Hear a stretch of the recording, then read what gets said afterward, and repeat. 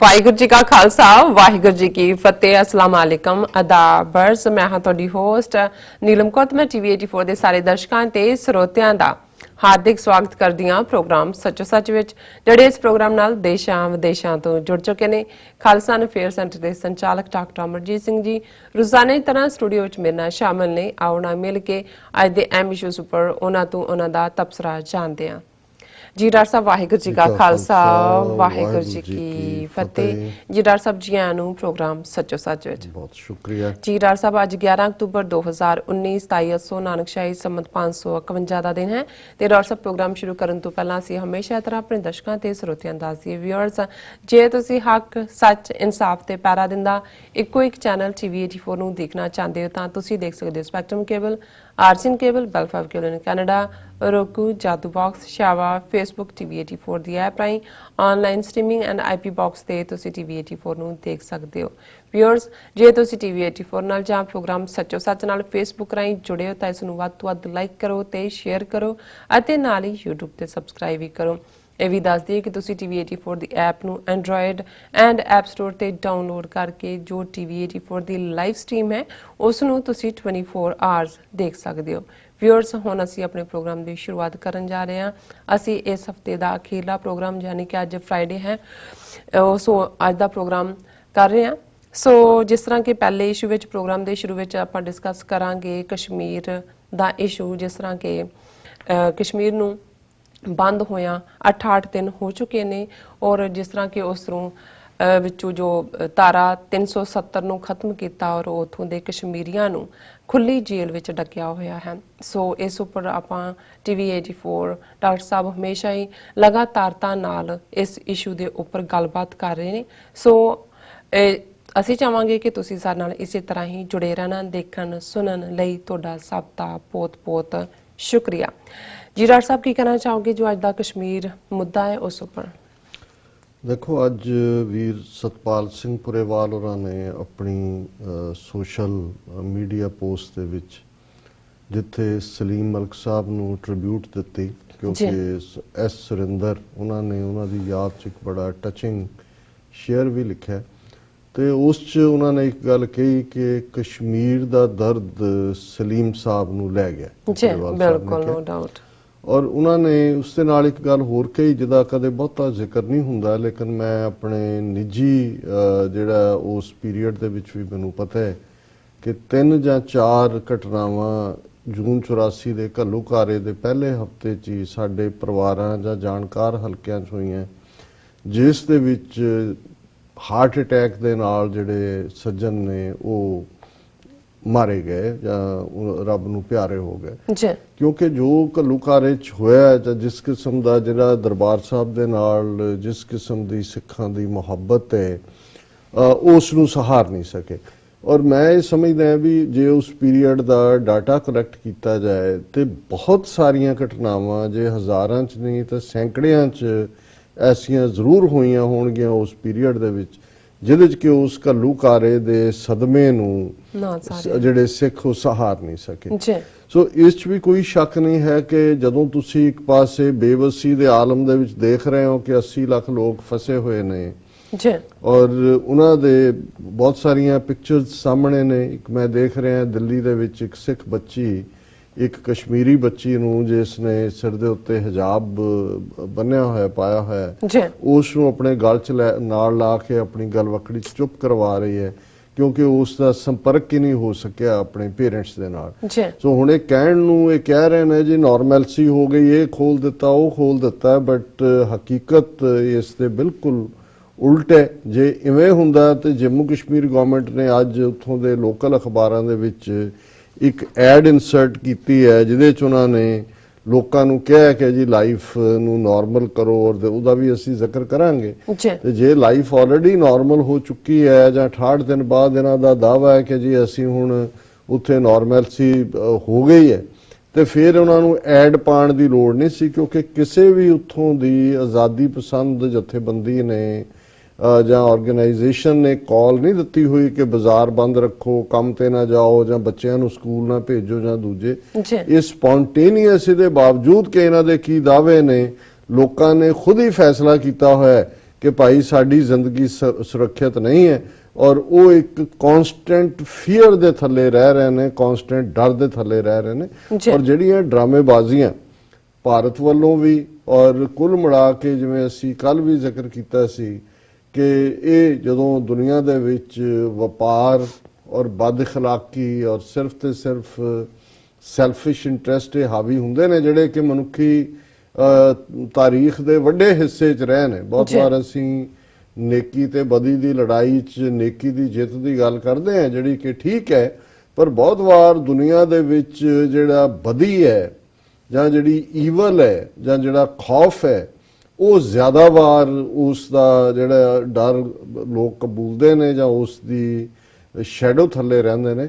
ਜਿਹੜੀ ਜਦੋਂ ਅਸੀਂ ਉੱਥੇ ਸੱਚੇ ਹੀ ਸੱਚ ਨਿਬੜੈ ਚੁਣ ਵਖ ਕੱਢਿਆ ਜਜਮਾਲਿਆ ਥਾਏ ਨਾ ਪਾਇਨ ਕੂੜਿਆਰ, ਔਰ ਇਹ ਜਿਹੜਾ ਕਨਸੈਪਟ ਹੈ ਰੱਬ ਦੀ ਦਰਗਾਹ ਦਾ ਕਿ ਭਾਈ ਉੱਥੇ ਕੂੜਿਆਰਾਂ ਨੂੰ ਥਾਂ ਨਹੀਂ ਮਿਲਦੀ, ਉੱਥੇ ਸੱਚੇ ਹੀ ਸੱਚ ਨਿਬੜਿਆ ਚੁਣ ਵਖ ਕੱਢਿਆ ਜਜਮਾਲਿਆ, ਔਰ ਉੱਥੇ ਕੂੜਿਆਰ ਜਿਹੜੇ ਨੇ ਉਹ ਰਿਜੈਕਟ ਹੁੰਦੇ ਨੇ, ਸੱਚ ਦੇ ਜਿਹੜੇ ਨੇ ਨਾਨਕ ਤੇ ਮੁਖੁਜਲੇ ਹੁੰਦੇ ਨੇ। ਪਰ ਬਹੁਤ ਵਾਰ ਅਸੀਂ ਦੇਖਦੇ ਹਾਂ ਕਿ ਸੱਚ ਇੱਥੇ ਦਬਾਇਆ ਵੀ ਜਾਂਦਾ ਹੈ, ਸੱਚ ਨੂੰ ਝੂਠ ਬਣਾ ਕੇ ਵੇਚਿਆ ਵੀ ਜਾਂਦਾ ਹੈ, ਔਰ ਕਿਵੇਂ ਜਿਹੜੀਆਂ ਬਦੀ ਦੀਆਂ ਤਾਕਤਾਂ ਨੇ, ਹਕੂਮਤਾਂ ਨੇ, ਸਰਮਾਏਦਾਰ ਤਾਕਤਾਂ ਨੇ, ਰਜਵਾੜਾ ਸ਼ਾਹੀਆਂ ਨੇ, ਕਿਵੇਂ ਉਹ ਅੰਨੀ ਤਾਕਤ ਦੇ ਜ਼ੋਰ ਨਾਲ, ਪੈਸੇ ਦੇ ਜ਼ੋਰ ਨਾਲ ਕਿਵੇਂ ਉਸ ਖੌਫ ਨੂੰ ਪੈਦਾ ਕਰਦੀਆਂ। ਔਰ ਇਹਦੇ 'ਚ ਕੋਈ ਸ਼ੱਕ ਨਹੀਂ ਹੈ ਕਿ ਆਉਣ ਵਾਲੇ ਦਿਨਾਂ 'ਚ ਕਸ਼ਮੀਰ ਵਾਦੀ 'ਚੋਂ ਵੀ ਉਸ ਕਿਸਮ ਦੀ ਟ੍ਰੇਟਰ ਕਲਾਸ ਵੀ ਨਿਕਲੇਗੀ, ਉਸ ਕਿਸਮ ਦੇ ਚੋਣਾਂ 'ਚ ਆਉਣ ਵਾਲੇ ਵੀ ਹੋਣਗੇ,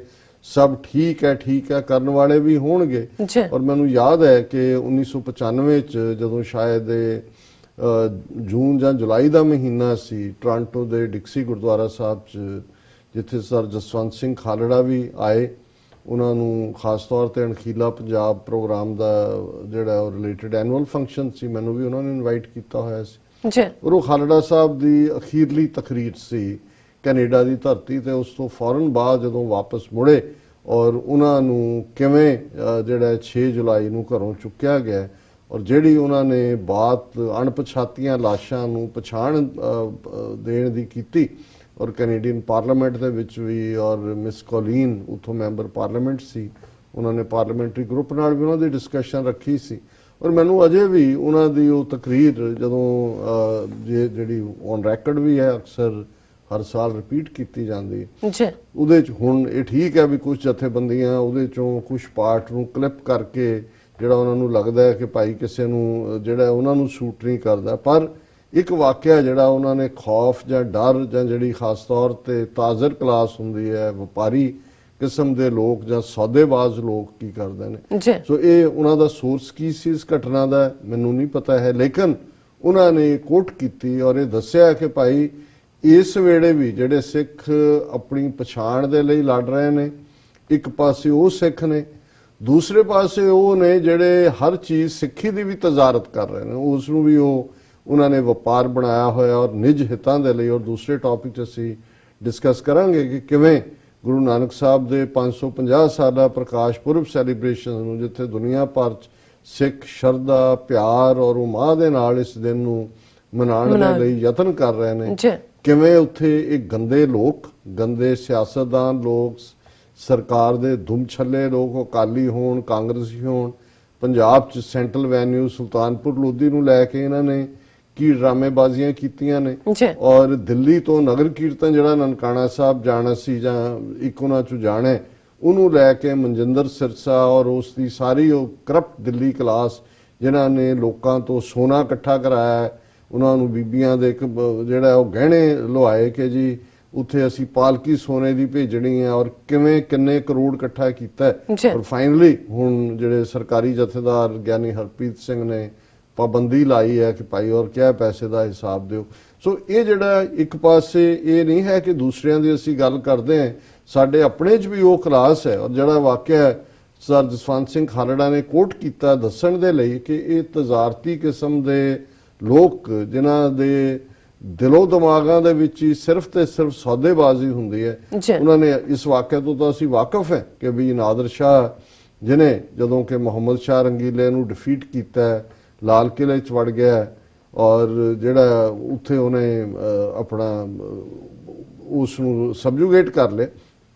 ਲੇਕਿਨ ਅਗਲੇ ਦਿਨ ਇਹ ਅਫਵਾਹ ਦਿੱਲੀ ਦੇ ਵਿੱਚ ਕਿਤੇ ਉੱਡ ਗਈ ਕਿ ਜੀ ਨਾਦਰ ਸ਼ਾਹ ਦਾ ਕਤਲ ਹੋ ਗਿਆ ਜੀ। ਔਰ ਨਤੀਜਾ ਇਹ ਹੋਇਆ ਕਿ ਵੀ ਕੁਝ ਜਿਹੜੇ ਉਹਦੇ ਸੋਲਜਰ ਬਾਜ਼ਾਰ ਚੋਂ ਗੁਜ਼ਰ ਰਹੇ ਸੀ, ਲਸ਼ਕਰ ਬਾਜ਼ਾਰ ਚੋਂ, ਜਿਹਨੂੰ ਉਰਦੂ ਬਾਜ਼ਾਰ ਕਹਿੰਦੇ ਨੇ ਕਿਉਂਕਿ ਉੱਥੇ ਉਹ ਲਸ਼ਕਰ ਦਾ ਪਹਿਲਾ ਮੁਕਾਮ ਸੀ, ਉੱਥੇ ਜਿਹੜਾ ਉਹਨਾਂ ਦੇ ਉੱਤੇ ਦੁਕਾਨਦਾਰਾਂ ਨੇ ਹਮਲਾ ਕਰ ਦਿੱਤਾ। ਉਹਨਾਂ ਨੂੰ ਲੱਗਾ ਕਿ ਜੀ ਨਾਦਰ ਸ਼ਾਹ ਦਾ ਹੋ ਗਿਆ ਕੰਮ, ਪਰ ਉਹ ਖਬਰ ਠੀਕ ਨਹੀਂ ਸੀ। ਜੋ ਹੀ ਨਾਦਰ ਸ਼ਾਹ ਨੂੰ ਇਸ ਗੱਲ ਦੀ ਖਬਰ ਮਿਲੀ ਕਿ ਵੀ ਇਹ ਹੋਇਆ, ਉਹਨੇ ਤਲਵਾਰ ਕੱਢ ਕੇ ਜਿਹੜੀ ਆ ਉਹ ਗੱਡ ਦਿੱਤੀ। ਹੁਣ ਮਤਲਬ ਇਸ ਕਤਲੇਆਮ ਸ਼ੁਰੂ ਹੋ ਗਿਆ ਦਿੱਲੀ 'ਚ ਆਮ ਲੋਕਾਂ ਦਾ, ਸ਼ਹਿਰੀਆਂ ਦਾ। ਔਰ ਇੱਕ ਅੰਦਾਜ਼ੇ ਮੁਤਾਬਕ 30 ਤੋਂ 50 ਹਜ਼ਾਰ ਤੱਕ ਲੋਕ ਜਿਹੜੇ ਨੇ ਉਹ ਫਿਰ ਇੱਕ ਹੋਰ ਆਂਦਾ ਵੀ ਇੱਕ ਬੰਦਾ ਦੌੜਿਆ ਗਿਆ ਜਿਹਨੇ ਕੋਈ ਉਰਦੂ ਦਾ ਸ਼ੇਅਰ ਕਿਹਾ, ਫਾਰਸੀ ਦਾ ਕਿ ਕੀ, ਔਰ ਉਹ ਰੁਕਿਆ। ਪਰ ਉਦੋਂ ਤੱਕ 30,000 ਤੋਂ 50,000 ਤੱਕ ਜਿਹੜੇ ਆਮ ਲੋਕ ਨੇ ਉਹਨਾਂ ਦਾ ਕਤਲੇਆਮ ਹੋ ਚੁੱਕਾ ਸੀ। ਉਦੋਂ ਤੱਕ ਉਹਨੇ ਨਾਦਰ ਸ਼ਾਹ ਨੇ ਤਲਵਾਰ ਵਾਪਸ ਮਿਆਨ 'ਚ ਨਹੀਂ ਪਾਈ, ਜਦੋਂ ਤੱਕ ਉਹਨੇ ਫਿਰ ਫਾਈਨਲੀ ਉਹਨੂੰ ਹਾਲਟ ਕਰਨ ਦੀ ਆਗਿਆ ਨਹੀਂ ਦਿੱਤੀ ਜੀ। ਔਰ ਇਹ ਕਿਹਾ ਜਾਂਦਾ ਹੈ ਕਿ ਵੀ ਉਹਨੇ ਸ਼ਾਮ ਨੂੰ ਜਦੋਂ ਆਪਣੇ ਖਾਸ ਉਸ ਦੇ ਮਸ਼ੀਰ ਜਿਹੜੇ ਐਡਵਾਈਜ਼ਰ ਉਹਨਾਂ ਦੇ ਨਾਲ ਕਹਿਣ ਲੱਗਾ ਕਿ ਵੀ ਕੱਲ ਦਰਬਾਰ ਲੱਗਣਾ ਸੀ ਜਾਂ ਲੱਗਣਾ, ਹੁਣ ਤਾਂ ਇਹਨਾਂ ਦੇ ਜਿਹੜੇ ਕੋਟੀਆਰ, ਅਮੀਰ ਔਰ ਵਪਾਰੀ ਨੇ ਉਹ ਨਹੀਂ ਆਣਗੇ, ਉਹ ਤਾਂ ਖੌਫ 'ਚ। ਉਹਨੇ ਕਿਹਾ ਕਿ ਨਹੀਂ, ਜਿਹੜਾ ਲੋਕਲ, ਉਹਨਾਂ ਨੇ ਕਿਹਾ ਜੀ ਨਹੀਂ, ਇਹ ਜਿਹੜੇ ਇਸ ਸ਼ਹਿਰ ਦੇ ਲੋਕ ਨੇ ਔਰ ਇਹ ਵਪਾਰੀ ਔਰ ਅਮੀਰ ਨੇ, ਇਹਨਾਂ ਨੂੰ ਜਿੰਨਾ ਮਾਰੋ, ਜਿੰਨੀ ਇਹਨਾਂ ਨੂੰ ਕੁੱਟ ਦਿਓ, ਉਨਾ ਹੀ ਇਹ ਜ਼ਿਆਦਾ ਲਿਫਤੇ ਨੇ ਜੀ। ਔਰ ਅਗਲੇ ਦਿਨ ਉਹੀ ਬੜੇ ਬੜੇ ਤਾਜ਼ਰ ਔਰ ਬੜੇ ਬੜੇ ਜਿਹੜੇ ਕੋਟੀਆਰ ਔਰ ਨਵਾਬ ਔਰ ਦੂਜੇ ਜਿਹੜੇ ਨੇ ਬੜੇ ਬੜੇ ਥਾਲ ਮੋਤੀਆਂ ਦੇ ਭਰ ਕੇ, ਕਿਸੇ ਨੇ ਸੋਨੇ ਦੇ, ਕੋਈ ਹੋਰ ਲੈ ਕੇ ਆ ਰਿਹਾ। ਔਰ ਉਹ ਇੱਕ ਤਾਜ਼ਰਾਂ ਦਾ ਜਿਹੜਾ ਗਰੁੱਪ ਹੈ, ਉਹਨਾਂ ਦਾ ਲੀਡਰ, ਉਹ ਉਹਨਾਂ ਨੂੰ ਐਡਰੈਸ ਕਰਕੇ ਕਹਿ ਰਿਹਾ ਨਾਦਰ ਸ਼ਾਹ ਨੂੰ, ਕਹਿੰਦਾ ਹਜ਼ੂਰ आज दिल्ली में इस कदर लाल गुलाल है मानो हजूर ने पान खा के पीक फेंका हो कि भी अज इवें है जिवें तुसीं पान खा के थुक सुट्टिया, इवें अज दिल्ली सारी लाल, एक पासे चार चफेरे खून ही खून है, ब्लड है, ब्लड सोक्ड कैपिटल है। तो ये एक क्लास है जिहड़ी कि जिन्हां ने कोई आ जाए उहदे अगे उन्होंने नक भी रगड़ना है और उन्होंने अपने जड़े ने वो व्यापारक पार्ट करने ने। सो इस किस्म के लोग नज़र भी आ रहे हैं। लेकिन इहदे बावजूद ये एक हकीकत है कि 68 दिन बीतण बाद भी जम्मू कश्मीर दे विच खास तौर ते कश्मीर वादी दे 80 लाख लोग हकूमत दे जबर दे सामने झुकण तो इनकारी ने। उन्हां दी नॉर्मैलिटी दे क्लेम कि सब ठीक है उस दी वो फूक कढ़ रहे ने। और ये गल मैं नहीं कह रहा, अज एक लिखत जिहड़ी कि इन्हां दा एक प्रोमिनेंट कॉलमनिस्ट है राजेश रामाचंद्रन, उन्हें एक कॉलम लिखा है द वैली ऑफ फियर कि एक खौफ दे थले जी रही घाटी या खौफ दी घाटी। और उन्हें इस सारे दे विच शुरू ही उन्हें कीता है कि no visit is ever pleasant when Srinagar is under the shadow of the gun. हुण एक लाइन ही कई बारी सब कुछ कह दिंदी है कि किहड़ी विजिट, इत्थे तां बंदूकां दे परछावियां थल्ले जिंदगी दी शुरुआत हुंदी है। This time around, after 2 months of lockdown, there was an eerie normalcy in the valley. Eerie ਹੁੰਦਾ ਹੈ खौफनाक कि ये जिहड़ी normalcy, और फिर उन्हें आप ही एक फिक्रा वरत्या, it was indeed abnormally normal as a senior officer put। उन्होंने कहा जी abnormally normal, आम हालात हर चीज़ नॉर्मल कि जी abnormally, कि abnormally normal तो तुसीं ला लो कि भी ये जिहड़ा इन्हां दा प्रोपेगेंडा वो की है। और उन्होंने कहा कि भी सारा बंद है और इहदे च कोई लोकां दी जिंदगी धड़कन तो दूर दी गल, कोई भावें प्रोटेस्ट नहीं ने, कोई रेस्ट्रिक्शन मूवमेंट तो नहीं है। लाइफ लगता है कि भी काम सैरीन होनी चाहिए है। पर गल ये है but the glowing autumn sun doesn't deceive the sense of defeat in the air कि जिहड़ा सूरज है जे तुसीं उस दियां किरणां दे आले दुआले देखो तो फिर एक फीलिंग खौफ दी, एक हार दा जज्बा जिहड़ा वो सारी फिजा तुहानूं फैलिया नजर आंदा है। Most Kashmiris are yet to give expression to their response to the abrogation of article 370 and the decision to run the state into union territory Ordinary folks say they are still in shock. Separatists want weapons to fight the Indian state. Even more radical ones are looking at the possibility of an Indo-Pak war, but they all believe that there is no point in now pelting stones to invite bullets. ਹੁਣ ਜਿਹੜਾ ਉਹਨਾਂ ਦਾ ਇੱਕ ਫੌਜੀ ਜਰਨੈਲ ਪੱਗ ਵਾਲਾ ਦਾੜੀ ਕੱਟਾ ਉਹਨਾਂ ਨੇ ਖੜਾ ਕੀਤਾ ਹੋਇਆ ਰਣਬੀਰ ਸਿੰਘ, ਉਹ ਕਹਿ ਰਿਹਾ violence in Kashmir reduced after abrogation of article 370 ਕਿ ਜੀ ਹੁਣ ਕੋਈ ਪੱਥਰ ਨਹੀਂ ਸੁੱਟਦਾ, ਹਿੰਸਾ ਖਤਮ ਹੋ ਗਈ। ਹੁਣ ਇਹ ਖੁਦ ਮੰਨ ਰਹੇ ਨੇ ਕਿ ਵੀ ਜਿਹੜੀ ਰੀਅਲਿਸਟਿਕ ਸੈਂਸ ਉਹਨਾਂ ਨੂੰ ਹੈ ਕਿ ਹੁਣ ਪੱਥਰ ਸੁੱਟ ਕੇ ਗੋਲੀਆਂ ਖਾਣ ਦਾ ਵੇੜਾ ਨਹੀਂ ਹੈ। ਉਹ ਵੇਟ ਕਰ ਰਹੇ ਨੇ, ਜਿਹੜੇ ਆਰਡਨਰੀ ਫੋਕ ਨੇ ਲੋਕ ਉਹ ਤਾਂ ਸ਼ੌਕ 'ਚ ਨੇ, ਤੇ ਜਿਹੜੇ ਅੱਡ ਹੋਣਾ ਚਾਹੁੰਦੇ ਨੇ ਉਹ ਹੁਣ ਹਥਿਆਰਾਂ ਦੇ ਨਾਲ ਵਾਪਸ ਲੜਨਾ ਚਾਹੁੰਦੇ ਨੇ। ਔਰ ਇਸ ਸਾਰੇ ਚੋਂ ਜਿਹੜੀ ਇੱਕ ਪੋਸੀਬਿਲਿਟੀ ਹੈ, ਹੋਰ ਵੀ ਜਿਹੜੇ ਇਸ ਸਾਰੇ ਬਾਰੇ ਕਾਫੀ ਗਰਮ ਰਾਏ ਰੱਖਦੇ ਨੇ, ਉਹ ਇਸ ਸੰਭਾਵਨਾ ਵੱਲ ਦੇਖ ਰਹੇ ਨੇ ਕਿ ਭਾਰਤ ਪਾਕਿਸਤਾਨ ਜਿਹੜੀ ਹੈ ਜੰਗ ਹੋਏਗੀ। There is probably for the first time a feeling of futility in inviting repression and a great fear of the unknown, which has triggered the technique of protest by shopkeepers to open their shops early, shut them during the official working hours, open them if needed again in the evening. A lot of shopkeepers have taken their wares to the pavements to the Sunday market, which is now almost a week-long affair in the capital valley. ਉਹਨੇ ਕਿਹਾ ਜੀ ਦੁਕਾਨਦਾਰ ਵੀ ਉਹ ਜਿਹੜੇ official hours ਨੇ ਉਹ ਤੋਂ ਬੰਦ ਰੱਖਦੇ ਨੇ, ਸਵੇਰੇ ਖੋਲ ਦੇਣਗੇ, ਥੋੜੀ ਦੇਰ ਸ਼ਾਮ ਨੂੰ, ਜਾਂ ਜਿੱਥੇ ਸੰਡੇ ਮਾਰਕੀਟ ਜਿਵੇਂ ਉੱਥੇ ਇੱਕ ਰਿਵਾਜ ਹੈ ਵੀਰ ਬਾਜ਼ਾਰ ਸ਼ੁੱਕਰ, ਉੱਥੇ ਜਾ ਕੇ ਆਪਣਾ ਸਮਾਨ ਵੇਚ ਦੇਣਗੇ, ਪਰ ਉਹ ਦੁਕਾਨਾਂ ਨਹੀਂ ਖੋਲ ਰਹੇ। ਲੰਬਾ ਚੌੜਾ ਆਰਟੀਕਲ ਹੈ। ਉਹਨਾਂ ਨੇ ਕਿਹਾ ਜੀ ਵੀ ਕੋਈ ਉਹਨਾਂ ਨੂੰ ਕਿਸੇ ਨੇ ਧਮਕੀ ਨਹੀਂ ਦਿੱਤੀ, ਕਿਸੇ ਨੇ ਕੋਈ ਕਾਲ ਨਹੀਂ ਦਿੱਤੀ ਹੋਈ ਦੇ ਬਾਵਜੂਦ ਉਹ ਵਲੰਟਰਲੀ ਇਹ ਸਮਝਦੇ ਨੇ ਕਿ ਵੀ ਅਸੀਂ ਇੰਨਾ ਕੁਛ ਤਾਂ ਕਰ ਸਕਦੇ ਹਾਂ ਜੋ ਸਾਡੇ ਨਾਲ ਹੋਇਆ।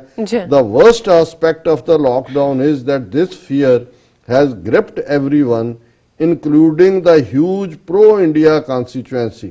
ਹੁਣ ਕਿਹਾ ਜੀ ਜਿਹੜੇ ਭਾਰਤ ਪੱਖੀ ਸੀ ਅੱਗੇ ਪੂਰਾ ਕਿ ਕਿਵੇਂ ਸਾਰੇ ਡਿਟੇਨ ਕੀਤੇ ਹੋਏ ਨੇ, ਔਰ ਉਸ ਸਾਰੇ ਦੇ ਵਿੱਚ ਉਹਨਾਂ ਦੇ ਕੋਲ ਜਿਹੜਾ ਕੋਈ ਹੁਣ ਉੱਥੇ ਕੋਈ ਪ੍ਰੋ ਇੰਡੀਆ ਗੱਲ ਕਰਨ ਦੀ ਹਿੰਮਤ ਨਹੀਂ ਕਰਦਾ, ਨਾ ਹੀ ਉਹਦੇ ਮੁਤਾਬਕ ਕਰੇਗਾ।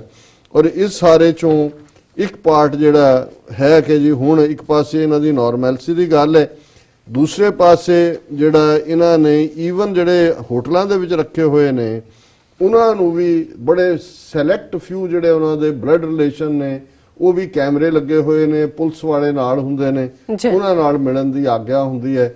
ਅਦਰਵਾਈਜ਼ ਇਹਨਾਂ 68 ਦਿਨਾਂ ਦੇ ਵਿੱਚ ਕੁਝ ਵੀ ਨਹੀਂ ਬਦਲਿਆ।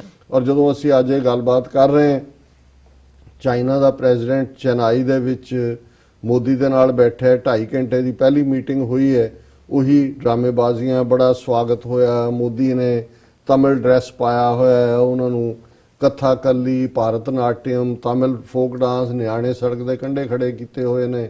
ਔਰ ਉਹ ਪੂਰਾ ਚਾਈਨਾ ਦੀ ਹਿਸਟਰੀ ਕਿ ਜੀ ਇੱਥੋਂ ਕਦੇ ਚਾਈਨਾ ਦੇ ਫਲਾਂ ਜਿਹੜਾ ਪ੍ਰੋਵਿੰਸ ਨੂੰ ਸ਼ਿਪ ਚੱਲਦੀਆਂ ਸੀ ਐਨਸ਼ੀਐਂਟ ਇੰਡੀਆ 'ਚ, ਔਰ ਇਹ ਜਿਹੜਾ ਸ਼ੀ ਜਿਨਪਿੰਗ ਹੈ ਪਹਿਲਾਂ ਉਸ ਸੂਬੇ ਦਾ ਫਿਜ਼ੌਨ ਕਿ ਫਿਜ਼ਿਓਨ ਕੀ ਹੈ ਉਹਦਾ ਨਾਂ, ਉਹਦਾ ਗਵਰਨਰ ਵੀ ਰਿਹਾ। ਸਭ ਡਰਾਮੇਬਾਜ਼ੀ ਇਸ ਕਿਸਮ ਦੀ ਚੱਲ ਰਹੀ ਹੈ। ਇਸ ਨੂੰ ਅਸੀਂ ਵੀ ਬੜਾ ਕੀਨਲੀ ਵਾਚ ਕਰ ਰਹੇ ਹਾਂ ਕਿ on the end of the day China ਜਿਹੜਾ ਕਸ਼ਮੀਰ ਮੁੱਦੇ ਦੇ ਉੱਤੇ, ਹਾਲਾਂਕਿ ਜਿਵੇਂ ਅਸੀਂ 2 ਦਿਨ ਪਹਿਲਾਂ ਆਪਣੇ ਇੱਕ ਸੈਗਮੈਂਟ 'ਚ ਕਿਹਾ ਸੀ ਕਿ ਵੀ ਇਹ ਠੀਕ ਨਹੀਂ ਹੈ, ਚਾਈਨਾ ਵੀ ਜਿਹੜਾ ਪੁੱਸੀ ਫੁਟਿੰਗ ਕਰ ਰਿਹਾ, ਜਿਵੇਂ ਬਿੱਲੀ ਆਪਣਾ ਨਾਪਦੀ ਤੋਲਦੀ ਹੈ, ਜਾਂ ਦੂਜੇ ਆਊਟਰਾਈਟ ਸਪੋਰਟ ਜਿਵੇਂ ਚਾਈਨਾ ਦੀ UN ਸਿਕਿਉਰਿਟੀ ਕਾਉਂਸਲ 'ਚ ਜਾਂ UN ਜਨਰਲ ਅਸੈਂਬਲੀ ਦੇ ਵਿੱਚ ਆਈ, ਉਹ ਇਹਦੇ ਬਾਵਜੂਦ ਕਿ ਇਮਰਾਨ ਖਾਨ 2 ਦਿਨ ਪਹਿਲਾਂ ਉੱਥੇ ਪਹੁੰਚੇ ਔਰ ਇਹ ਆਇਆ ਕਿ ਜੀ ਕਸ਼ਮੀਰ ਵੀ ਜਿਹੜਾ ਉਹਨਾਂ ਨੇ ਕਿਹਾ ਜੀ we are it's our under watch.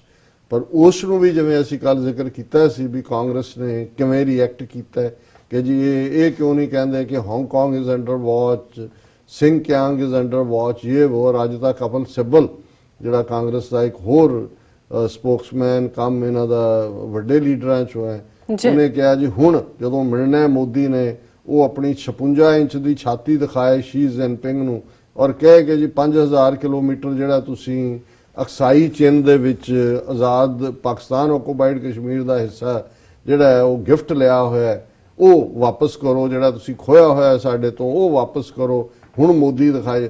ਸੋ ਇਸ ਵੇਲੇ ਜਿਹੜਾ ਈਵਨ ਤਾਨਾ ਜਾਂ ਕਿਸੇ ਨੂੰ ਕੋਈ ਗਾਲ ਤਾਂ ਦੂਰ ਦੀ ਗੱਲ, ਕੰਪੀਟੀਸ਼ਨ ਹੈ ਉਹ ਵੀ ਬੀਜੇਪੀ, ਕਾਂਗਰਸ, ਹਿੰਦੂ ਤਵੀਆਂ, ਬਾਕੀ ਸਾਰੀਆਂ ਪਾਰਟੀਆਂ ਦੇ ਵਿੱਚ ਇਸ ਲੈਵਲ ਦੇ ਉੱਤੇ ਹੀ ਚੱਲ ਰਿਹਾ ਕਿ ਕੌਣ ਕਿੰਨਾ ਵੱਡਾ ਹੈ। ਜੀ ਔਰ ਲੈਂਗੁਏਜ ਦਾ ਜੇ ਕਹਿਣਾ ਹੋਏ ਤਾਂ ਕੇਜਰੀਵਾਲ ਜਿਹੜਾ ਕਿ ਪਹਿਲਾਂ ਇੰਡੀਅਨ ਗਵਰਨਮੈਂਟ ਨੇ ਕਿਹਾ ਜੀ ਡੈਨਮਾਰਕ 'ਚ ਜਿਹੜੀ ਕਲਾਈਮੇਟ ਦੀ ਕਾਨਫਰੰਸ ਹੋ ਰਹੀ ਹੈ ਉਹਨੂੰ ਕਲੀਅਰੈਂਸ ਨਹੀਂ ਦਿੱਤੀ ਸੀ ਕੇਜਰੀਵਾਲ ਨੂੰ, ਕਿਉਂ ਜੀ ਉਹ ਜਿਹੜਾ ਨੇ ਆਣਾ ਉਹਦੇ ਸਟੇਟਸ ਦੇ ਨਹੀਂ ਨੇ। ਪਰ ਅਲਟੀਮੇਟਲੀ ਜਿਵੇਂ ਅਸੀਂ ਕਿਹਾ ਵੀ ਇਹਨਾਂ ਦੀ ਡੀਲ ਹੋਈ ਹੈ, ਡੀਲ ਨਾ ਹੋਈ ਹੁੰਦੀ ਮੋਦੀ ਦੇ ਜਿੱਤਣ ਤੋਂ ਬਾਅਦ ਕੇਜਰੀਵਾਲ ਨੇ ਕੋਈ ਸਟੇਟਮੈਂਟ ਬੀਜੇਪੀ ਜਾਂ ਮੋਦੀ ਦੇ ਖਿਲਾਫ ਨਹੀਂ ਦਿੱਤੀ। ਔਰ ਆਰਟੀਕਲ 370 ਦੇ ਉੱਤੇ ਵੀ ਕੇਜਰੀਵਾਲ ਦੇ ਮੈਂਬਰਸ ਜਿਹੜੇ ਦੋ ਪੈਸੇ ਲੈ ਕੇ ਕਿੰਨੇ ਕਰੋੜ ਦੋ ਬਾਣੀਆਂ ਬਿਠਾਏ ਹੋਏ ਨੇ ਰਾਜ ਸਭਾ 'ਚ, ਉਹਨਾਂ ਨੇ ਐਬਰੋਗੇਟ ਕਰਨ ਦੇ ਹੱਕ 'ਚ ਵੋਟ ਪਾਈ। ਔਰ ਅੱਜ ਉਹ ਕੇਜਰੀਵਾਲ ਜਿਹੜਾ IIT ਦਾ ਜਿਹੜਾ ਐਜੂਕੇਟਡ ਹੈ ਉਹ ਹਿੰਦੀ ਦੇ ਵਿੱਚ ਉੱਥੇ ਬੋਲ ਰਿਹਾ ਜਾ ਕੇ, ਉਹਨੇ ਕਿਹਾ ਜੀ ਮੈਂ ਆਪਣੀ ਰਾਸ਼ਟਰ ਭਾਸ਼ਾ ਔਰ ਇਹ ਉਹ ਦਿਖਾ ਰਿਹਾ। ਸੋ ਕਹਿਣ ਦਾ ਮਤਲਬ ਇਹ ਹੈ ਕਿ ਉੱਥੇ ਜਿਹੜੀ ਇਹ ਹਿੰਦੂਤਵਾ ਦੀ ਸਾਰੀ ਹਨੇਰੀ ਚਲਾਈ ਹੋਈ ਹੈ ਉਹਦੇ 'ਚ ਸਾਰੇ ਹੀ ਜਿਹੜੇ ਨੇ ਇੱਕ ਦੂਸਰੇ ਤੋਂ ਵੱਧ ਕੇ ਉਸ ਦੇ ਵਿੱਚ ਨੇ। ਇਹਨਾਂ 'ਚੋਂ ਤੁਹਾਨੂੰ ਬਾਦਲ ਟੱਬਰ ਔਰ ਈਵਨ ਅਮਰਿੰਦਰ ਜਿਹੜਾ ਕਾਂਗਰਸ ਦਾ ਵੱਡਾ ਲੀਡਰ ਹੈ, ਇਹਦਾ ਪੰਜਾਬ ਦਾ ਚੀਫ ਮਿਨਿਸਟਰ ਹੈ, ਇਹਦੇ 'ਚ ਤੁਹਾਨੂੰ ਕੋਈ ਨਹੀਂ ਸੁਣੇਗਾ। ਚਲੋ ਕੁਝ ਚੀਜ਼ਾਂ ਸਿੰਬੋਲਿਕ ਹੁੰਦੀਆਂ। ਗਿਆਨੀ ਹਰਪ੍ਰੀਤ ਸਿੰਘ ਸਰਕਾਰੀ ਜਥੇਦਾਰ ਹੀ ਹੈ ਭਾਵੇਂ, ਉਹਨੇ ਇਸ ਮੁੱਦੇ ਤੇ ਜਿਹੜਾ ਮੋਹਨ ਭਾਗਵਤ ਹੈ ਕਿ ਜੀ ਹਰ ਇੱਕ ਹਿੰਦੂ ਹੈ ਔਰ ਇਹ ਉਹ, ਇਸ ਦੇ ਉੱਤੇ ਉਹਨੇ ਸਟੇਟਮੈਂਟ ਦਿੱਤੀ ਹੈ। ਸੋ ਕੁੱਲ ਮਿਲਾ ਕੇ ਅਸੀਂ ਤਾਂ ਜਿਵੇਂ ਕੱਲ ਵੀ ਸਾਡੀ ਵਿਚਾਰ ਹੋ ਰਹੀ ਸੀ ਕਿ ਸਿੱਖ ਜਿਹੜੀ ਤੀਸਰੀ ਧਿਰ ਜਿਹੜੀ ਗੁਰੂ ਸਾਹਿਬਾਨ ਨੇ ਵੀ ਜਿਹੜਾ ਗੁਰੂ ਨਾਨਕ ਸਾਹਿਬ ਦਾ ਮੈਸੇਜ ਹੀ ਨਾ ਕੋਈ ਹਿੰਦੂ ਨਾ ਮੁਸਲਮਾਨ ਦੇ ਨਾਲ ਉੱਥੇ ਜਿਹੜਾ ਕਲੈਸ਼ਿੰਗ ਥਾਟ ਸੀ ਉਹਨਾਂ ਦੇ ਵਿਚਕਾਰ ਸਿੱਖ ਥਾਟ ਨੇ ਉਹ ਥਾਂ ਬਣਾਈ ਕਿ ਅਲਟੀਮੇਟਲੀ ਕੋਈ ਵੀ ਸਾਊਥ ਏਸ਼ੀਆ ਦੀ ਕਿਸਮਤ ਦਾ ਫੈਸਲਾ ਸਿੱਖ ਫੈਕਟਰ ਨੂੰ ਜਿਹੜਾ ਧਿਆਨ 'ਚ ਰੱਖੇ ਬਿਨਾ ਜਾਂ ਸਿੱਖ ਫੈਕਟਰ ਨੂੰ ਇਨਕਲੂਡ ਕੀਤੇ ਬਿਨਾ ਹੋ ਹੀ ਨਹੀਂ ਸਕਦਾ। ਇਹ ਸਪਿਰਿਚੁਅਲੀ ਰੂਹਾਨੀ ਤੌਰ ਦੇ ਉੱਤੇ ਜਦੋਂ ਅਸੀਂ ਬਫਰ ਸਟੇਟ ਦੀ ਖਾਲਿਸਤਾਨ ਦੀ ਗੱਲ ਕਰਦੇ ਤੇ ਇਸ ਦੀਆਂ ਜੜ੍ਹਾਂ ਰੂਹਾਨੀਅਤ 'ਚ ਵੀ ਨੇ। ਜੇ ਵੈਸੇ ਵੀ ਦੇਖਣਾ ਹੋਏ ਇੱਕ ਪਾਸੇ ਕਰਤਾਰਪੁਰ ਕੋਰੀਡੋਰ ਦਾ ਜਦੋਂ ਅਸੀਂ ਜ਼ਿਕਰ ਕਰਦੇ ਹਾਂ ਤੇ ਕਰਤਾਰਪੁਰ ਸਾਹਿਬ ਦੋਨਾਂ ਦੇਸ਼ਾਂ ਦੀ ਹੱਦ ਜਿਹੜੀ ਇਧਰ ਹੈ। ਫਿਰ ਜੇ ਤੁਸੀਂ ਹੁਸੈਨੀਵਾਲਾ ਤੋਂ ਗੁਜਰਾਤ ਤੱਕ ਜਾਓ ਕੋਟ ਲਖਪਤ 'ਚ ਜਿੱਥੇ ਕਿ ਸਮੁੰਦਰ 'ਚ ਹੱਦ, ਉੱਥੇ ਵੀ ਗੁਰੂ ਨਾਨਕ ਪਾਤਸ਼ਾਹ ਦਾ ਜਿਹੜਾ ਹੈ ਉਹ ਗੁਰਦੁਆਰਾ ਸਾਹਿਬ ਹੈ ਫੌਜ ਦੇ ਕੰਟਰੋਲ 'ਚ ਹੈ ਜਿੱਥੇ ਗੁਰੂ ਨਾਨਕ ਸਾਹਿਬ ਨੇ ਵਿਜ਼ਿਟ ਕੀਤਾ।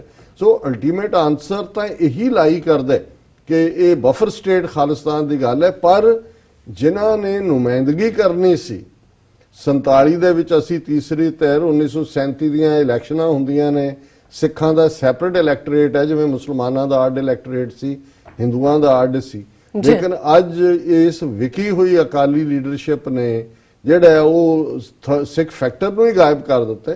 ਪਰ ਇਹ ਨਹੀਂ ਹੈ ਅਲਟੀਮੇਟਲੀ ਉਹ ਜਿਵੇਂ ਸ਼ਾਹ ਮੁਹੰਮਦ ਨੇ ਕਿਹਾ ਸੀ ਕਿ ਸ਼ਾਹ ਮੁਹੰਮਦਾ ਗੱਲ ਤਾਂ ਸੋਈ ਹੋਣੀ ਜਿਹੜੀ ਕਰੇਗਾ ਖਾਲਸਾ ਪੰਥ ਮੀਆਂ।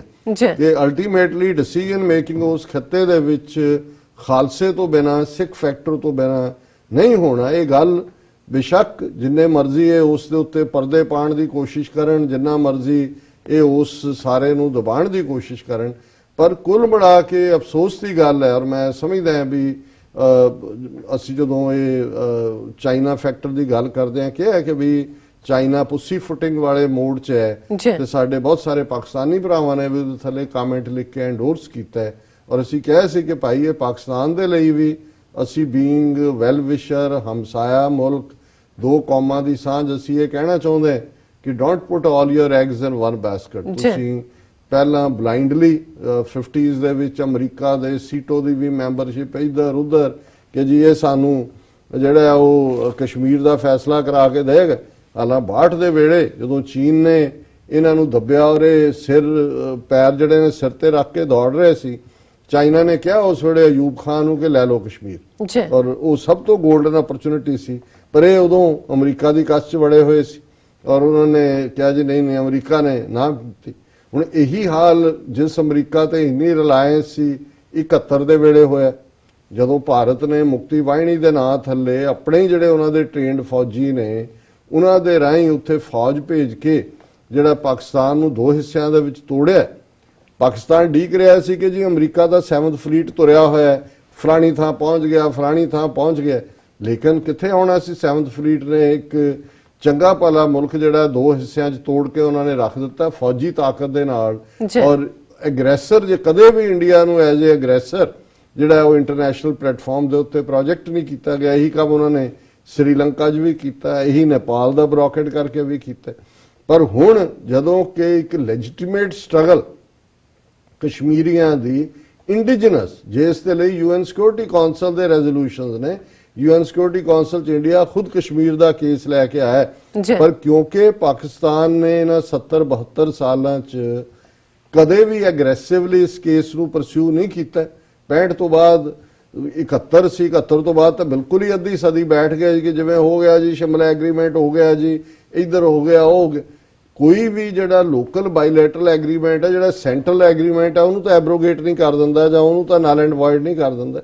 ਸੋ ਚਾਹੀਦਾ ਤਾਂ ਇਹ ਸੀ ਕਿ ਜਿਹੜੀ ਇੰਡੀਅਨ ਸਟੇਟ ਨੇ, ਜੇ ਪਾਕਿਸਤਾਨ ਦੇ ਨੀਤੀ ਘਾੜੇ ਸੱਚਮੁੱਚ ਇਹ ਹਿੰਦੂਤਵੀ ਇੰਟੈਂਟ ਨੂੰ ਸਮਝਦੇ ਹੁੰਦੇ ਕਿ ਭਾਈ ਇਹ ਗੱਲ ਇਹ ਨਹੀਂ ਹੈ ਕਿ ਅੱਜ ਇਹਨਾਂ ਨੇ ਤੁਹਾਡੀ ਵੱਟ ਜਿਹੜੀ ਆ ਉਹ ਆਪਣੇ ਖੇਤ 'ਚ ਰੜਾਈ, ਇਹਨਾਂ ਨੇ ਤੁਹਾਡਾ ਖੇਤ ਖਾਣਾ, ਫਿਰ ਇੰਡੀਆ ਦੇ ਮੁਕਾਬਲ 5 ਕੇਸ ਜਿਹੜੇ ਨੇ ਇੰਟਰਨੈਸ਼ਨਲ ਪਲੇਟਫਾਰਮ ਤੇ ਪਾਕਿਸਤਾਨ ਨੇ ਨੂੰ ਲੜਨੇ ਚਾਹੀਦੇ ਸੀ। 1 ਲੱਖ ਸਕੁਅਰ ਮਾਈਲ ਤੋਂ ਜ਼ਿਆਦਾ ਟੈਰੀਟਰੀ ਦਾ ਹੈਦਰਾਬਾਦ, ਜਿਹੜੀ ਰਿਆਸਤ ਨੂੰ ਜਿੱਦਨ ਕਾਇਦੇ ਆਜ਼ਮ ਫੌਤ ਹੁੰਦੇ ਨੇ ਉਸ ਤੋਂ ਅਗਲੇ ਦਿਨ ਜਿਹੜਾ ਸਤੰਬਰ 1948 ਦੇ ਵਿੱਚ ਉਹਦੇ ਤੇ ਅਟੈਕ ਹੁੰਦਾ। ਜੂਨਾਗੜ੍ਹ, ਜਿਹਦੀ ਐਕਸੈਸ਼ਨ ਜਿਹੜੀ ਹੈ ਉਹਨਾਂ ਦੇ ਨਵਾਬ ਨੇ ਪਾਕਿਸਤਾਨ ਦੇ ਨਾਲ ਕੀਤੀ ਸੀ, ਬਾਅਦ ਚ ਉਹਨਾਂ ਦਾ ਪ੍ਰਾਈਮ ਮਿਨਿਸਟਰ ਜਿਹੜਾ ਕਿ ਬੇਨਜ਼ੀਰ ਭੁੱਟੋ ਦਾ ਦਾਦਾ ਸੀ, ਜ਼ੁਲਫਿਕਾਰ ਅਲੀ ਭੁੱਟੋ ਦਾ ਪਿਓ ਸੀ, ਉਹ ਜਹਾਜ਼ 'ਚ ਬਹਿ ਕੇ ਉਹਦੇ ਨਵਾਬ ਦੇ ਨਾਲ ਆ ਜਾਂਦਾ ਉੱਥੇ ਪਾਕਿਸਤਾਨ 'ਚ। ਔਰ ਕਿਉਂ ਨਹੀਂ, ਜੇ ਉੱਥੇ ਰਿਹਾ ਜੂਨਾਗੜ੍ਹ ਦਾ, ਉਹਨਾਂ ਦੇ ਜਿਹੜੇ ਅਸੈਟ ਸੀ ਨਿਜ਼ਾਮ ਦੇ ਹੈਦਰਾਬਾਦ ਦੇ, ਉਹਨਾਂ ਦਾ ਝਗੜਾ 70 ਸਾਲ ਤੋਂ ਚੱਲ ਰਿਹਾ ਸੀ, ਉਹਦੇ ਕਿੰਨੇ ਹੀ ਪੋਤੇ ਤੇ ਅੱਗੋਂ। ਔਰ ਉਹ ਕਿਉਂਕਿ ਨਿਜ਼ਾਮ ਹੈਦਰਾਬਾਦ ਦੀ ਪਾਕਿਸਤਾਨ ਦੇ ਹਾਈ ਕਮਿਸ਼ਨਰ ਇੰਗਲੈਂਡ ਦੇ ਵਿੱਚ ਉਹ ਅਸੈਟ ਸੀ, ਪਤਾ ਨਹੀਂ ਹੁਣ ਤਾਂ ਕਿੰਨੇ 100 ਮਿਲੀਅਨ ਪਾਉਂਡ ਦੇ ਨੇ, ਤੇ ਪਾਕਿਸਤਾਨ ਨੇ ਕੇਸ ਲੜਿਆ। ਪਰ ਇੰਡੀਆ ਨੇ ਅਲਟੀਮੇਟਲੀ ਉਹ ਜਿੰਨੇ 80-90 ਉਹਦੇ ਸੀ ਉਹਨਾਂ ਦੇ ਨਾਲ ਕਰਕੇ ਜੇ ਪਿਛਲੇ ਹਫਤੇ ਹੀ ਕੇਸ ਇੰਡੀਆ ਦੇ ਹੱਕ 'ਚ ਡਿਸਾਈਡ ਹੋਇਆ। ਪਰ ਜੇ ਹੈਦਰਾਬਾਦ ਦਾ ਕੇਸ ਇੰਟਰਨੈਸ਼ਨਲ ਪਲੇਟਫਾਰਮ ਤੇ ਰਹਿੰਦਾ, ਪਾਕਿਸਤਾਨ ਇਹਨੂੰ ਜੂਨਾਗੜ੍ਹ ਹੈ, ਹੈਦਰਾਬਾਦ ਹੈ, ਇਹਨੂੰ ਪੈਰਲਲ ਲਿਆ ਕੇ ਰੱਖਦਾ। ਈਵਨ ਗੋਆ, ਬੇਸ਼ੱਕ ਪੁਰਤਗਾਲ ਦਾ ਕੋਈ ਇੰਟਰਸਟ ਨਹੀਂ ਸੀ, ਪਰ ਇਹ ਗੱਲ ਵੀ ਸ਼ੋਅ ਕਰਦੀ ਸੀ ਕਿ ਇੱਕ ਇੰਡੀਪੈਂਡੈਂਟ ਗੋਆ ਜਿਹੜੀ ਪੁਰਤਗਾਲੀਜ਼ ਕਾਲੋਨੀ ਸੀ, ਉਸ ਨੂੰ 1960-61 ਦੇ ਵਿੱਚ ਕਿਵੇਂ ਇੰਡੀਆ ਨੇ ਆਪਣੀ ਫੌਜ ਭੇਜ ਕੇ ਜ਼ਬਰਦਸਤੀ ਉਹਦੀ ਐਕਸੈਸ਼ਨ ਜਿਹੜਾ ਉਸ ਨੂੰ ਉੱਤੇ ਕਬਜ਼ਾ ਕੀਤਾ ਸੀ।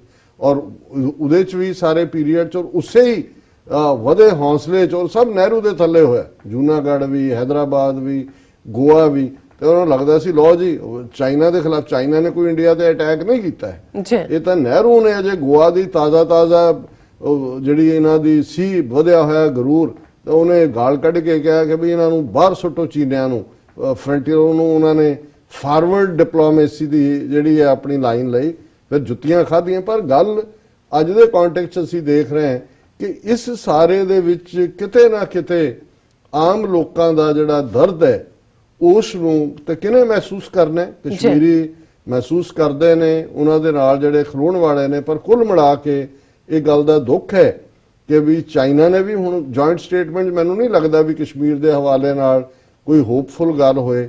ਪਾਕਿਸਤਾਨ ਜਿੱਥੇ 22 ਕਰੋੜ ਆਵਾਮ ਖਲੋਤਾ ਹੈ, ਕਿੱਥੇ ਪਾਕਿਸਤਾਨ ਦੇ ਵਿੱਚ ਇਹ ਕੇਸ ਕਸ਼ਮੀਰ ਹੋਣਾ ਚਾਹੀਦਾ। ਸਾਨੂੰ 68 ਦਿਨ ਨਹੀਂ ਭੁੱਲਿਆ, ਹਰ ਰੋਜ਼ ਅਸੀਂ ਯਾਦ ਕਰਦੇ ਹਾਂ ਕਿਉਂਕਿ ਉੱਥੇ ਕੁਝ ਨਹੀਂ ਬਦਲਿਆ ਹੈ। ਪਰ ਤੁਸੀਂ ਪਾਕਿਸਤਾਨ ਦੇ ਜਿੰਨੇ ਟਾਕ ਸ਼ੋਅ ਦੇਖੋ, ਮੈਂ ਪਿਛਲੇ ਕਈ ਦਿਨਾਂ ਤੋਂ ਦੇਖ ਰਿਹਾ, ਉਹ ਸਾਰਾ ਹੀ ਹੁਣ ਇਸ ਦੇ ਉੱਤੇ ਹੋ ਰਿਹਾ ਜੀ। ਫਜ਼ਲੁਰ ਰਹਿਮਾਨ ਜਿਹੜਾ ਧਰਨਾ ਦੇ ਰਹੇ ਨੇ, ਆਜ਼ਾਦੀ ਮਾਰਚ ਕਰ ਰਹੇ ਨੇ, ਔਰ ਆਜ਼ਾਦੀ ਉੱਥੇ ਜਾ ਕੇ ਕਸ਼ਮੀਰੀਆਂ ਦੀ ਪਹਿਲਾਂ ਕਰਾਓ। ਔਰ ਇਹੀ ਫਜ਼ਲੁਰ ਰਹਿਮਾਨ ਜਿਹੜੇ ਨੇ ਸੈਨੇਟ ਦੇ ਵਿੱਚ ਕਸ਼ਮੀਰ ਕਮੇਟੀ ਦੇ ਚੇਅਰਪਰਸਨ ਰਹੇ ਇੰਨਾ ਚਿਰ।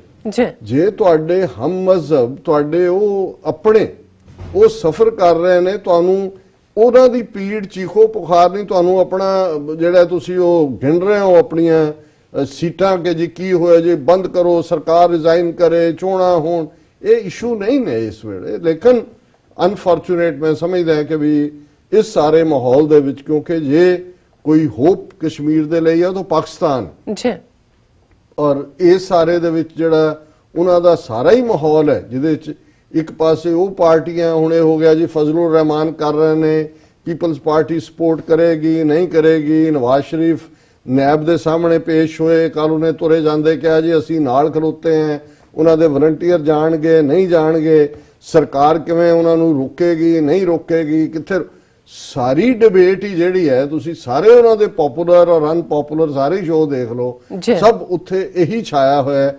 ਕਿਸੇ ਨੂੰ ਨਹੀਂ ਹੈ ਕਿ ਵੀ ਕਸ਼ਮੀਰ ਦੇ ਵਿੱਚ ਜੋ ਹਾਲਾਤ ਅੱਜ 68 ਦਿਨ ਹੋ ਗਏ ਨੇ, ਔਰ ਈਵਨ ਉਹਨਾਂ ਦੀ ਆਪਣੀ ਹਕੂਮਤ ਇਹ ਮੰਨ ਰਹੀ ਹੈ ਕਿ ਉੱਥੇ ਹਾਲਾਤ ਜਿਹੜੇ ਨੇ ਉਹ ਨਾਰਮਲ ਨਹੀਂ ਨੇ, ਭਾਵੇਂ ਕਹਿਣ ਨੂੰ ਉਹ ਇੰਟਰਨੈਸ਼ਨਲ ਜੋ ਮਰਜ਼ੀ ਕਹਿਣ। ਜਿਸ ਐਡ ਦਾ ਮੈਂ ਜ਼ਿਕਰ ਕੀਤਾ ਹੈ, ਇਹ ਉਹਨਾਂ ਦੇ ਸਾਰੇ ਜਿਹੜੇ ਲੋਕਲ ਅਖਬਾਰ ਨੇ ਜਿਨ੍ਹਾਂ 'ਚ ਐਡੀਟੋਰੀਅਲ ਲਿਖਣ ਦੀ ਆਗਿਆ ਨਹੀਂ ਹੈ, ਜੀ। ਖਬਰਾਂ ਉਹੀ ਛਪ ਰਹੀਆਂ ਜੋ ਸਰਕਾਰ ਛਪਾਉਂਦੀ ਹੈ। ਔਰ ਇਹ ਜਿਹੜਾ ਉਹਨਾਂ ਦੀ ਐਡ ਹੈ ਉਹਦਾ ਟਾਈਟਲ ਹੈ ਵਾਈ ਫੀਅਰ, ਔਰ ਕਿਉਂ ਡਰ ਕਿਉਂ, ਔਰ ਸਵਾਲੀਆ ਨਿਸ਼ਾਨ ਉਸ ਦੇ ਉੱਤੇ ਲਾਇਆ ਹੋਇਆ ਹੈ। ਔਰ ਇਹ ਸਾਰੇ ਦੀ ਜਿਹੜੀ ਐਗਜ਼ੈਕਟ ਇਬਾਰਤ ਹੈ, ਬੜੀ ਛੋਟੀ ਐਡ ਹੈ, ਮੈਂ ਪੜ੍ਹਨਾ ਚਾਹੁੰਦਾ ਕਿ ਵੀ ਜਿਹਦੇ 'ਚੋਂ ਇਹ ਕਹਿੰਦੇ ਨੇ ਕਿ ਵੀ ਇਹਦੀ ਕਵਰੇਜ ਵੀ ਵਾਇਰ ਨੇ ਕੀਤੀ ਹੈ। ਉਹਦੇ 'ਚ ਐਡ ਇਹ ਕਹਿੰਦੀ ਹੈ ਕਿ ਕਲੋਜ਼ਡ ਸ਼ਾਪਸ, ਨੋ ਪਬਲਿਕ ਟਰਾਂਸਪੋਰਟ, ਰੀਡਸ ਦਾ ਐਡਵਰਟਾਈਜ਼ਮੈਂਟ, ਹੂ ਬੈਨੀਫਿਟਸ। ਇਹ ਲੋਕਾਂ ਨੂੰ ਪੁੱਛ ਰਹੇ ਨੇ ਜੀ, ਦੁਕਾਨਾਂ ਬੰਦ ਨੇ, ਇਹਦਾ ਮਤਲਬ ਨਾਰਮਲਸੀ ਨਹੀਂ ਹੈ। ਗਵਰਨਮੈਂਟ ਦੀ ਐਡ ਕਹਿੰਦੀ ਹੈ ਦੁਕਾਨਾਂ ਬੰਦ, ਕਲੋਜ਼ਡ ਸ਼ਾਪਸ, ਨੋ ਪਬਲਿਕ ਟਰਾਂਸਪੋਰਟ, ਕੋਈ ਬੱਸਾਂ 'ਚ ਹੈ ਹੀ ਨਹੀਂ।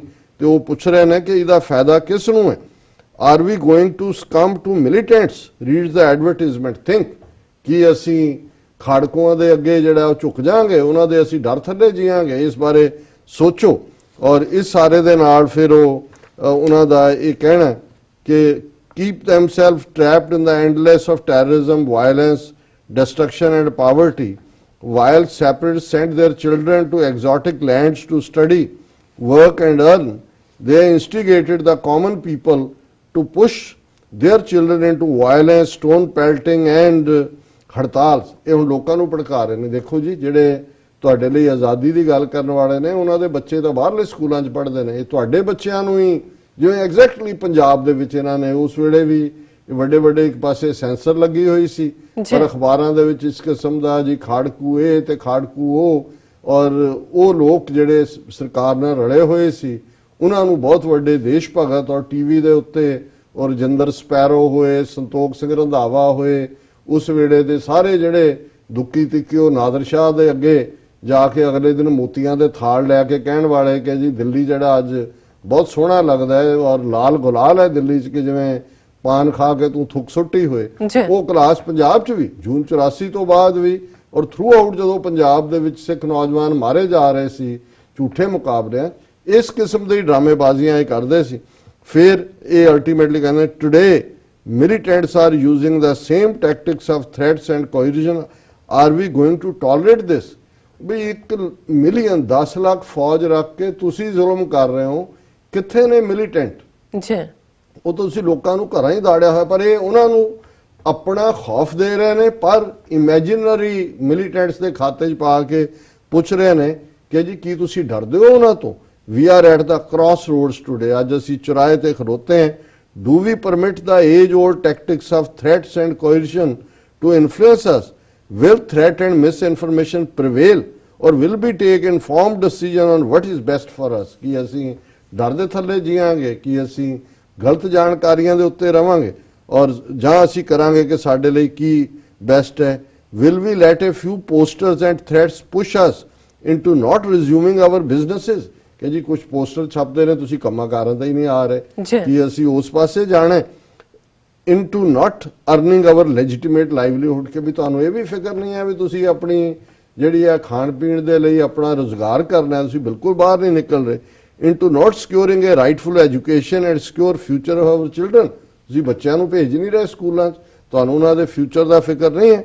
Into not letting development boom for hour Kashmir. ਆਹ ਤੁਹਾਡਾ ਕਬਜ਼ਾ ਤੁਸੀਂ ਕਰ ਲਿਆ, ਤੁਹਾਨੂੰ ਕਸ਼ਮੀਰ ਚਾਹੀਦਾ, ਕਸ਼ਮੀਰੀ ਤਾਂ ਚਾਹੀਦੇ ਨੇ, ਵੀ ਲੈਂਡ ਤੁਸੀਂ ਕਾਬਜ਼ ਹੋ ਗਏ ਹੋ।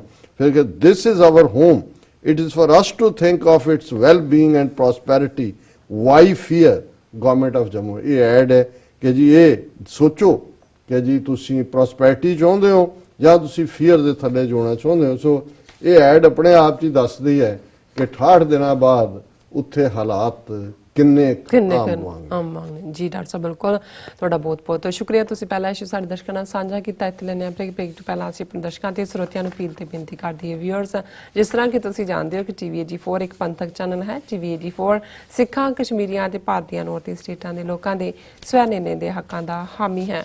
ਅਸੀਂ ਚਾਹਾਂਗੇ ਕਿ ਤੁਸੀਂ ਟੀਵੀ 84 ਦੀ ਚੜ੍ਹਦੀ ਕਲਾ ਲਈ ਵੱਧ ਤੋਂ ਵੱਧ ਡੋਨੇਟ ਕਰੋ। ਡੋਨੇਟ ਕਰਨ ਲਈ ਸਾਡੀ ਵੈਬਸਾਈਟ tv84.tv ਤੇ ਜਾ ਕੇ ਪੇਪਲ ਦੀ ਵਰਤੋਂ ਕਰਕੇ ਵਨ ਟਾਈਮ ਡੋਨੇਟ ਕਰ ਸਕਦੇ ਹੋ, ਮੰਥਲੀ ਡੋਨੇਟ ਵੀ ਕਰ ਸਕਦੇ ਹੋ।